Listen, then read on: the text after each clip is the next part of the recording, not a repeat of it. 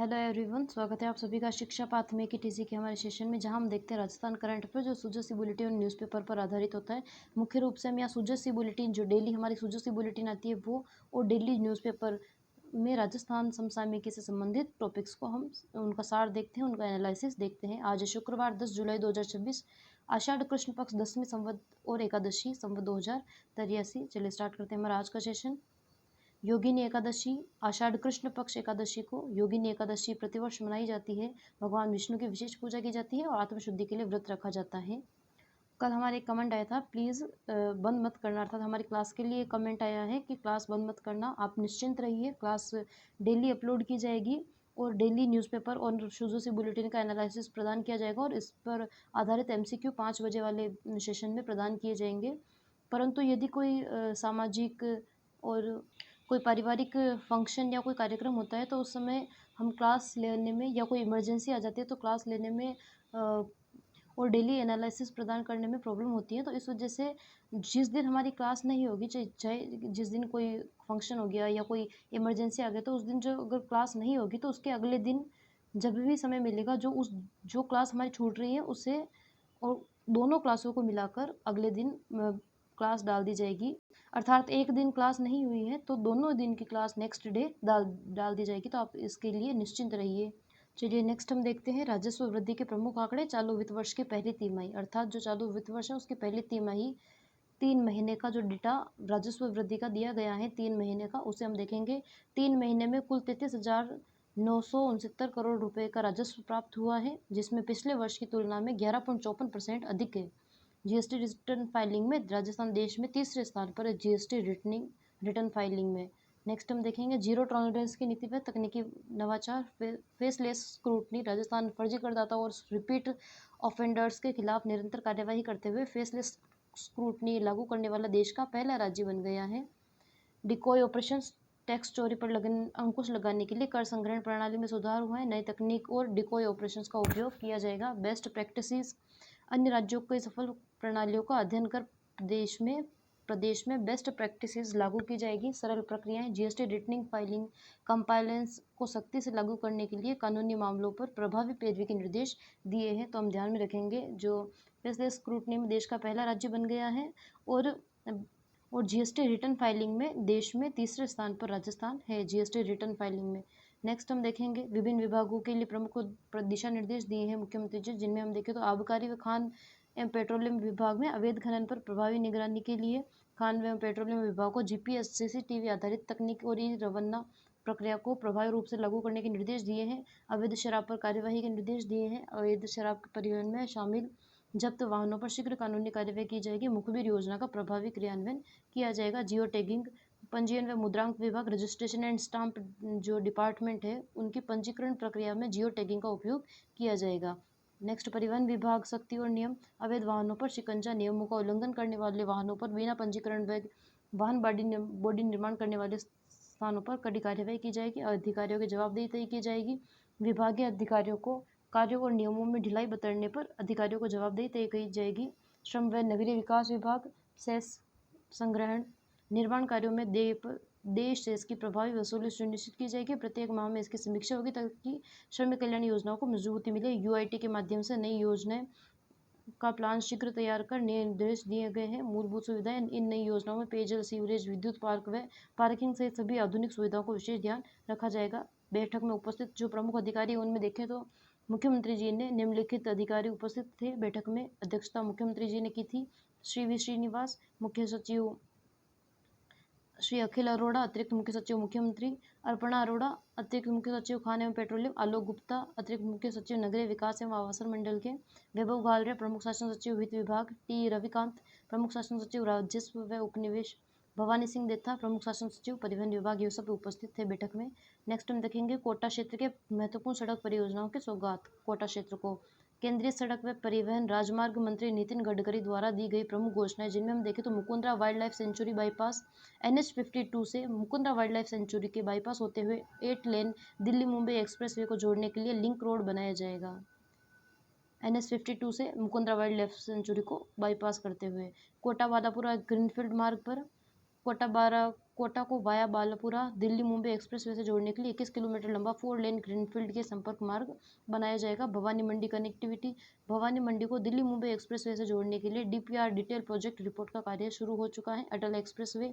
कोटा से इटावा तक चंबल नदी के समानांतर एक एक्सप्रेसवे का निर्माण किया जाएगा। इसका नाम पूर्व प्रस्तावित चंबल एक्सप्रेस हाईवे के स्थान पर अटल एक्सप्रेसवे होगा, अर्थात इसका पुराना नाम था चंबल एक्सप्रेस हाईवे, अब उनका नया नाम है अटल एक्सप्रेसवे, जो कोटा से इटावा तक चंबल नदी के समानांतर एक नया एक्सप्रेसवे का निर्माण किया जाएगा। दिल्ली मुंबई एक्सप्रेसवे व भारतमाला परियोजना। लागत और प्रगति। गोपालपुरा मोहाना कोटा की आम सभा में बताया गया है कि इस परियोजना में लगभग 1.10 लाख करोड़ की लागत से 75 से 80% तक कार्य पूरा हो चुका है और शेष कार्य प्रगति पर है। समय की बचत। अगले 2 वर्षों में दिल्ली के नरीमन पॉइंट तथा जवाहरलाल नेहरू पोर्ट तक लगभग 12 घंटे में सड़क मार्ग से यात्रा संभव हो सकेगी। कोटा बूंदी सवाई माधोपुर दौसा अलवर झालावाड़ जैसे क्षेत्रों को जोड़ते हुए विश्व स्तरीय कॉरिडोर विकसित किया जा रहा है दिल्ली मुंबई एक्सप्रेसवे पर, जिससे रोजगार, उद्योग, निवेश को बढ़ावा मिलेगा। Kota elevated road. Delhi Mumbai expressway से कोटा के जुड़ाव को सुगम बनाने के लिए कोटा डीसीएम रोड से उम्मेदगंज तक 4 लेन सुपर एलिवेटेड रोड बनाने की तैयारी की जा रही है। नेक्स्ट हम देखेंगे राष्ट्रीय संकल्प और तकनीकी नवाचार। $5 ट्रिलियन इकोनॉमी। प्रधानमंत्री नरेंद्र मोदी का लक्ष्य है भारत को $5 ट्रिलियन की अर्थव्यवस्था बनाना है, जिसके लिए आधुनिक सड़कों, सुरंगों को मजबूत हुए परिवहन नेटवर्क का विस्तार आवश्यक है। कचरे का उपयोग। Eco friendly construction. सड़क निर्माण में अब तक लगभग 80 लाख टन कचरे का उपयोग किया जा चुका है। इसके साथ ही बायो बिटुमन जैसी नई तकनीकों को बढ़ावा दिया जा रहा है। केंद्रीय मंत्री नितिन गडकरी, लोकसभा अध्यक्ष ओम बिरला व मुख्यमंत्री भजनलाल शर्मा बूंदी के लबान इंटरचेंज पर एक्सप्रेसवे के कार्यों का जायजा लिया। आप पिक्चर में भी देख सकते हैं तीनों को। नेक्स्ट हम देखेंगे राजस्थान सरकार के प्रयास व अन्य विकास कार्य। डबल इंजन सरकार। मुख्यमंत्री भजनलाल शर्मा ने कहा है कि डबल इंजन सरकार राज्य के विकास के लिए पूरी तरह से प्रतिबद्धता से कार्य कर रही है। केंद्र सरकार की विकास परियोजनाओं के लिए धन की कोई कमी नहीं आने देगी। कोटा के लिए बजट। राज्य सरकार ने पिछले लगभग 2.5 वर्षों में कोटा जिले के विकास के लिए 5,000 करोड़ के विकास कार्य स्वीकृत किए हैं। सशक्त कोटा। कोटा को रेल, सड़क, हवाई कनेक्टिविटी मजबूत करने के साथ ही शिक्षा, संस्कृति, उद्योग, खनिज संपदा के महत्वपूर्ण केंद्रों के रूप में विकसित किया जा रहा है। किसान व जल सुरक्षा। और लोकसभा अध्यक्ष ओम बिरला ने बताया है कि राज्य सरकार हर किसान को खेत तक पानी पहुंचाने के लिए प्रतिबद्ध है। यमुना जल समझौते, रामजल सेतु लिंक परियोजनाएं तथा आत्मनिर्भर जल सुरक्षित राजस्थान की मजबूत आधारशिला ये परियोजनाएं बनेगी। जल जीवन मिशन समीक्षा बैठक। गति व समय सीमा। राज्य में संचालित सभी परियोजनाओं की भौतिक व वित्तीय प्रगति में अपेक्षित गति लाते हुए निर्धारित समय सीमा पूर्ण करने के निर्देश दिए हैं। 3 मूल मंत्र दिए हैं। योजनाओं के क्रियान्वयन में गुणवत्ता, पारदर्शिता व समयबद्धता सुनिश्चित की जाए ताकि राज्य की उपलब्धियों को राष्ट्रीय स्तर पर स्थापित किया जा सके। वित्तीय समापन।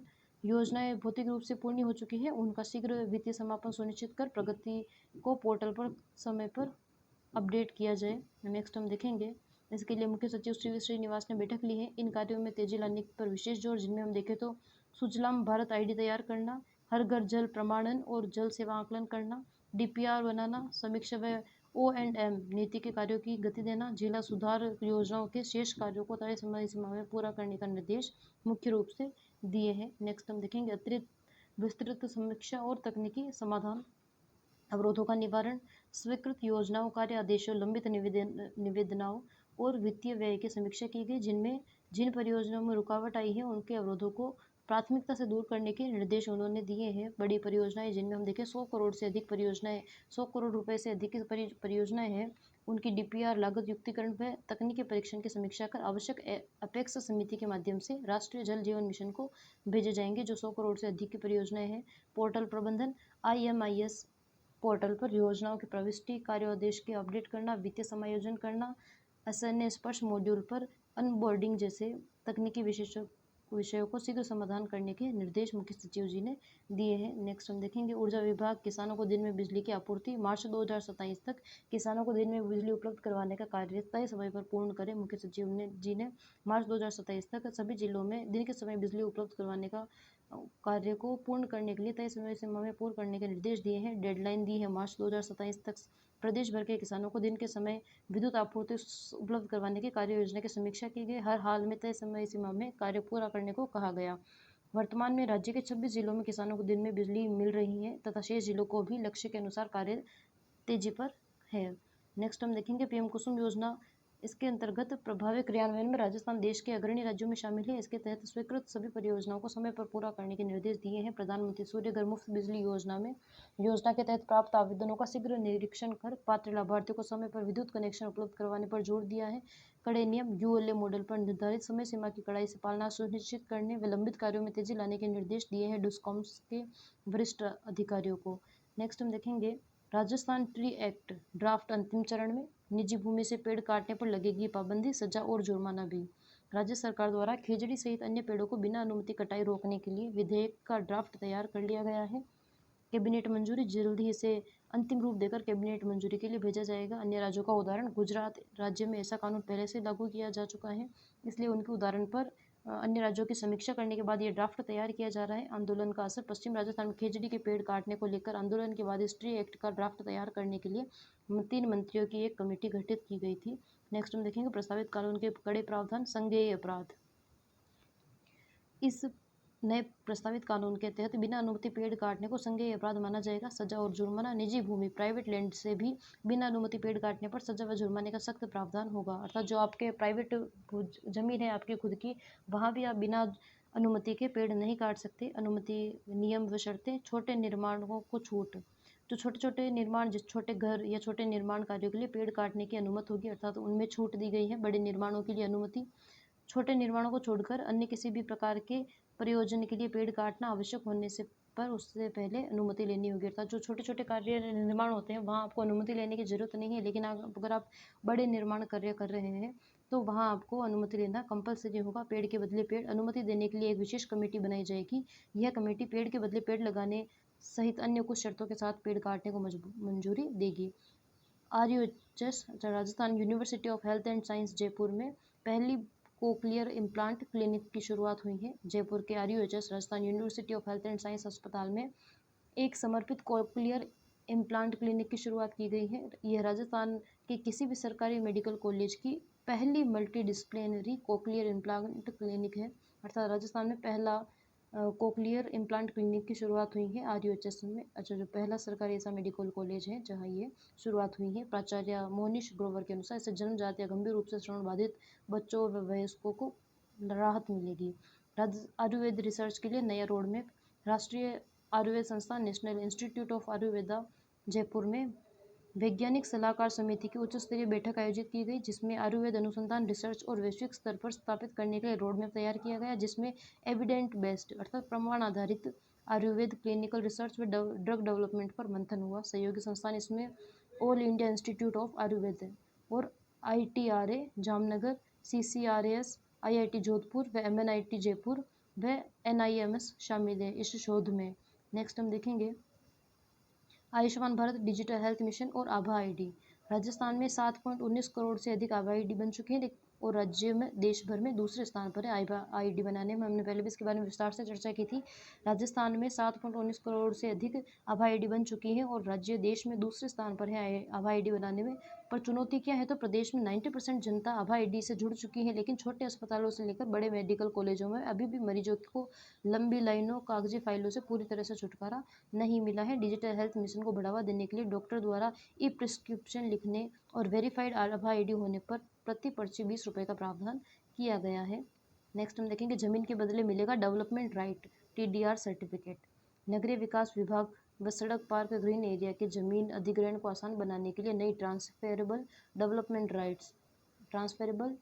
राइट्स TDR पॉलिसी ला रहा है, जिसके अंतर्गत सार्वजनिक परियोजनाओं के लिए जमीन देने वाले खातेदारों को नकद मुआवजा देने के बजाय विकास अधिकार का सर्टिफिकेट मिलेगा, जिससे सरकार पर नकद भुगतान का दबाव कम होगा। इस सर्टिफिकेट का उपयोग जमीन मालिक खुद के अतिरिक्त निर्माण FAR के लिए कर सकता है।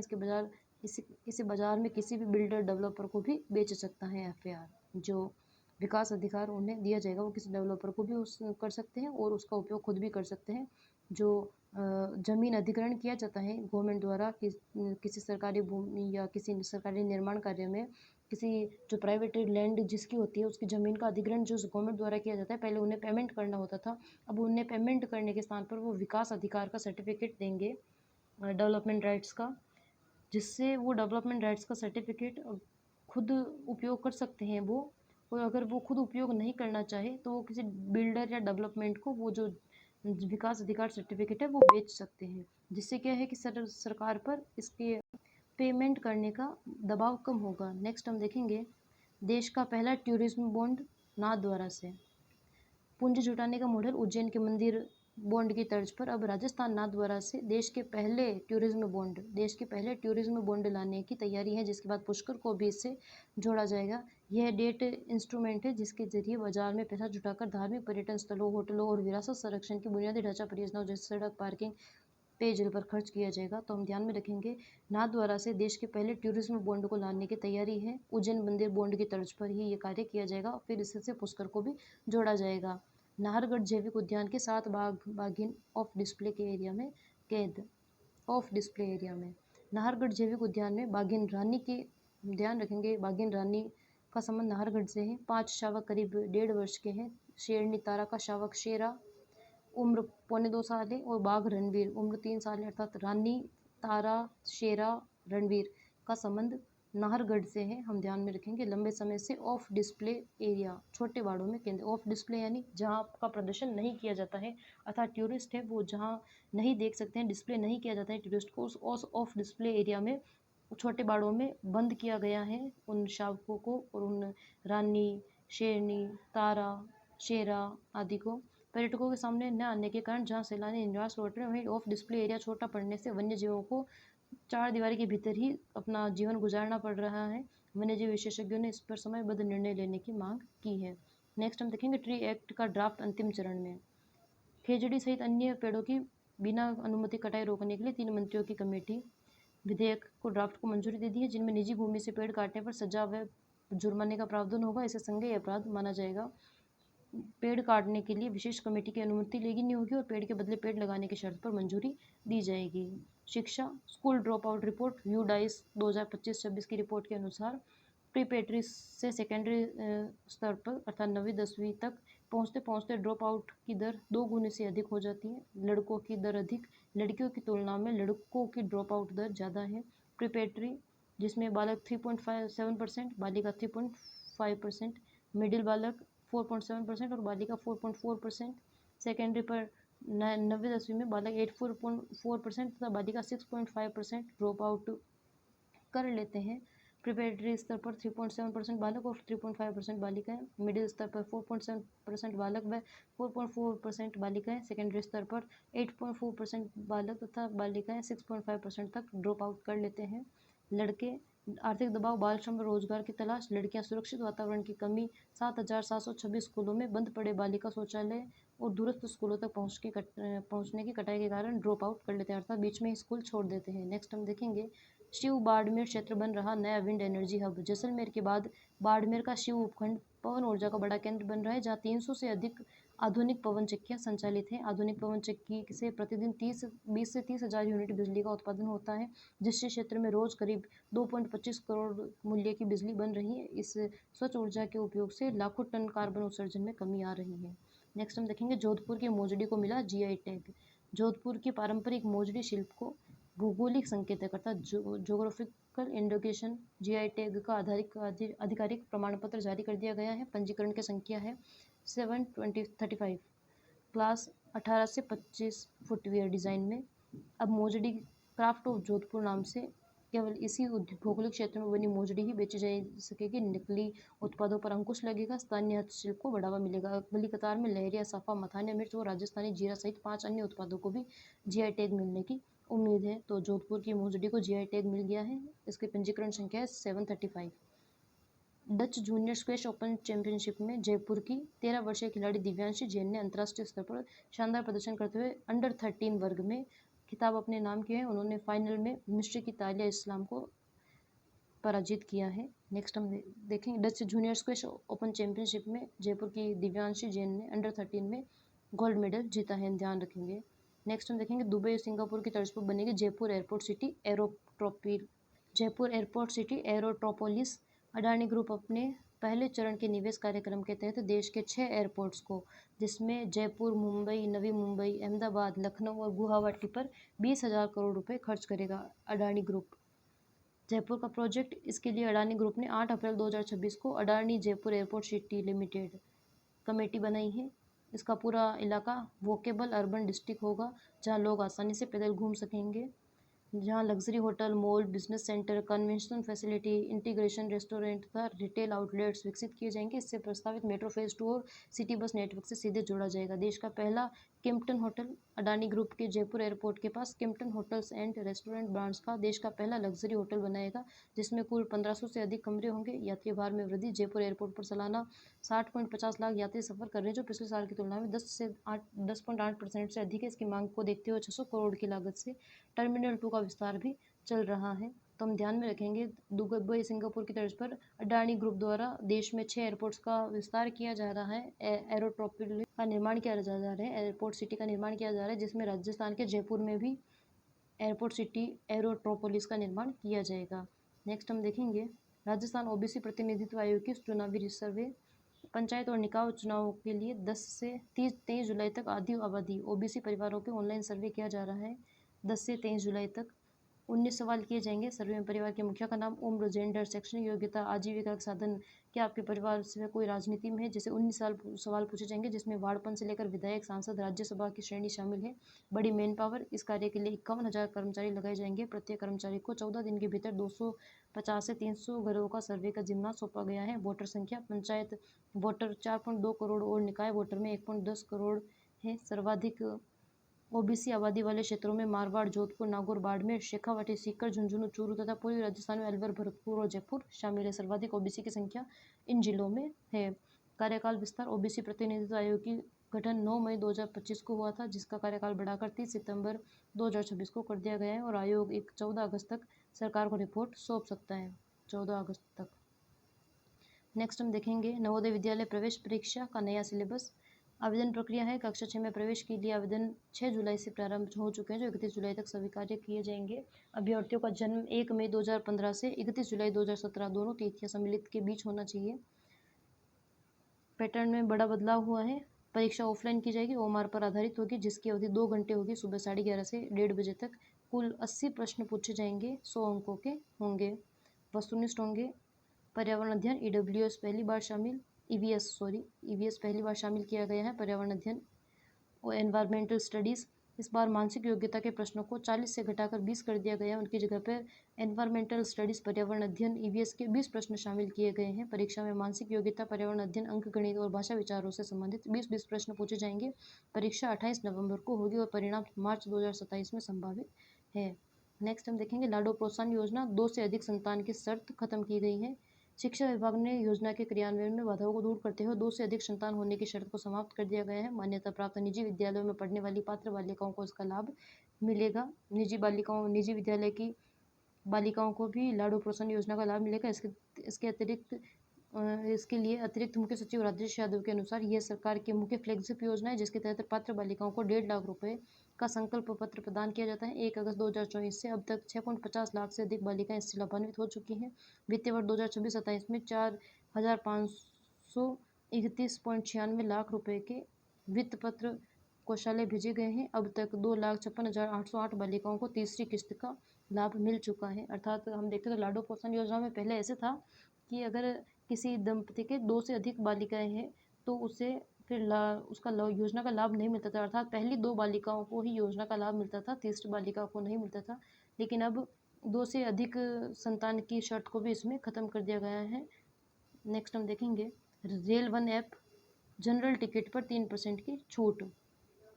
रेलवे यात्रियों को डिजिटल सेवाओं से जोड़ने के लिए रेल वन ऐप के माध्यम से अनारक्षित जनरल टिकट बुक करने पर 14 जुलाई से 3% तक विशेष छूट दे रहा है। 14 जुलाई तक यह योजना 14 जनवरी से 6 माह के लिए लागू की गई थी। इस सिंगल वन ऐप पर आधारित आरक्षित अनारक्षित टिकट बुकिंग होगी।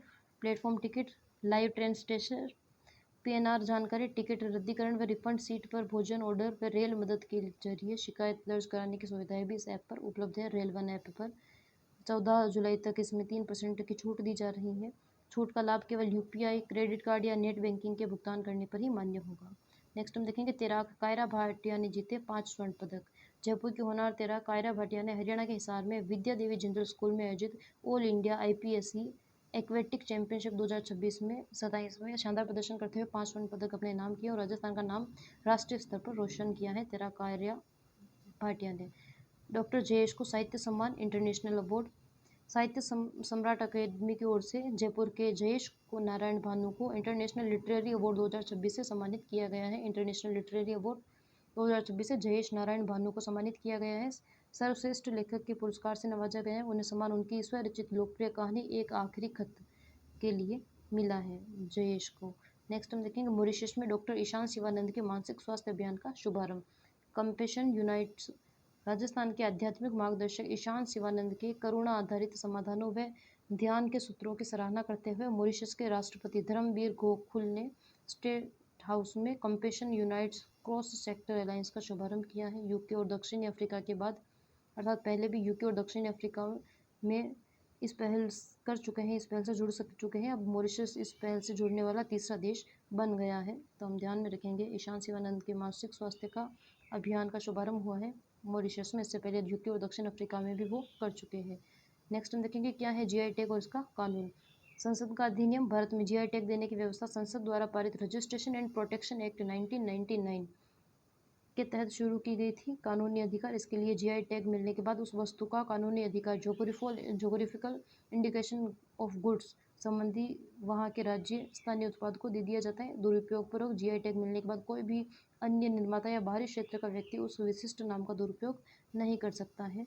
जीआई टैग मिलने के मुख्य फायदे: गुणवत्ता और प्रामाणिकता की गारंटी। यह टैग इस बात का प्रमाणन होता है कि उत्पाद अपनी गुणवत्ता, स्वाद या बनावट के लिए पूरी तरह से अपने मूल स्थान, भौगोलिक विशेषताओं जैसे वहाँ की मिट्टी, खुशबू, जलवायु, पारंपरिक कारीगरी पर निर्भर है। नकली उत्पादों पर अंकुश लगता है, जिससे कोई बाहरी व्यक्ति है वो उस नाम से नहीं बेच सकता है और कोई नकली माल भी तैयार नहीं कर सकता है। कारीगरों और निर्यात को प्रोत्साहन, इससे स्थानीय हस्तशिल्प उद्योग व कृषि कार्यों से जुड़े लोगों को अपनी कला की सही कीमत मिलती है, रोजगार बढ़ता है, वैश्विक स्तर पर निर्यात एक्सपोर्ट की संभावनाएं मजबूत होती है। नेक्स्ट हम देखेंगे जोधपुर की प्रसिद्ध मोजड़ी को मिला जीआई टैग। राजस्थान के जोधपुर की पारंपरिक मोजड़ी शिल्प कला को आधिकारिक प्रमाण पत्र जारी किया गया है। इसे चेन्नई स्थित जीआई रजिस्ट्रेशन और मोजड़ी क्राफ्ट ऑफ जोधपुर राजस्थान के नाम से पंजीकृत किया गया है, जिसकी जीआई संख्या 735 है।